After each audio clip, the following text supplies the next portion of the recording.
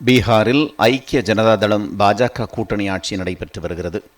இம்மாநிலத்தில் நிதிஷ்குமார் முதலமைச்சராக இருந்து வருகிறார். இவரது ஆட்சி காலம் முடிவடைய உள்ள நிலையில் பீகாரில் விரைவில் சட்டப்பேரவை தேர்தல் நடைபெறவுள்ளது.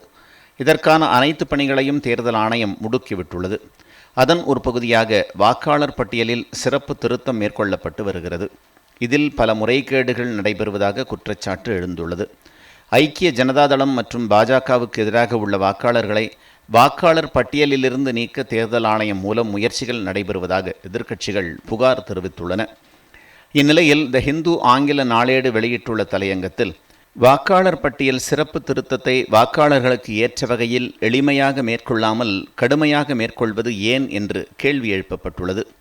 பிறப்புச் சான்றிதழ், பள்ளிச் சான்றிதழ் உள்ளிட்ட 11 ஆவணங்களில் ஏதேனும் ஒன்றை சமர்ப்பித்தால்தான் வாக்காளர் பட்டியலில் பெயர் இருக்கும் என்றும், இல்லையென்றால் நீக்கப்பட்டுவிடும் என்றும் அறிவித்திருப்பது ஏற்கத்தக்கதல்ல என்றும் அந்த தலையங்கத்தில் தெரிவிக்கப்பட்டுள்ளது.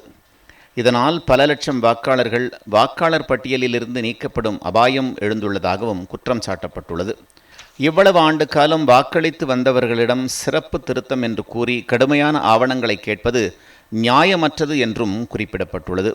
ஆதார் உள்ளிட்ட முக்கிய ஆவணங்கள் அனைவரிடமும் இருக்கும்போது இல்லாத 11 ஆவணங்களை கேட்பது தங்களுக்கு எதிராக உள்ள வாக்காளர்களை நீக்கும் செயல் என்றும் விமர்சித்துள்ளது. தேர்தல் ஆணையத்தின் செயல்பாடுகள் முரண்பாடுகள் நிறைந்ததாக உள்ளது என்றும், வாக்காளர் உரிமைக்கு கடுமையான அச்சுறுத்தல் ஏற்படுத்தும் வகையில் உள்ளது என்றும் குற்றம் சாட்டப்பட்டுள்ளது. தேர்தல் ஆணையத்தின் செயல் தவறான சேர்க்கை அல்லது நீக்கத்துக்கு வழிவகுக்கும் என்றும், வாக்காளர் பட்டியலின் நேர்மையை குறைமதிப்பிற்கு உட்படுத்தும் என்றும் த ஹிந்து ஆங்கில நாளேடு தெரிவித்துள்ளது.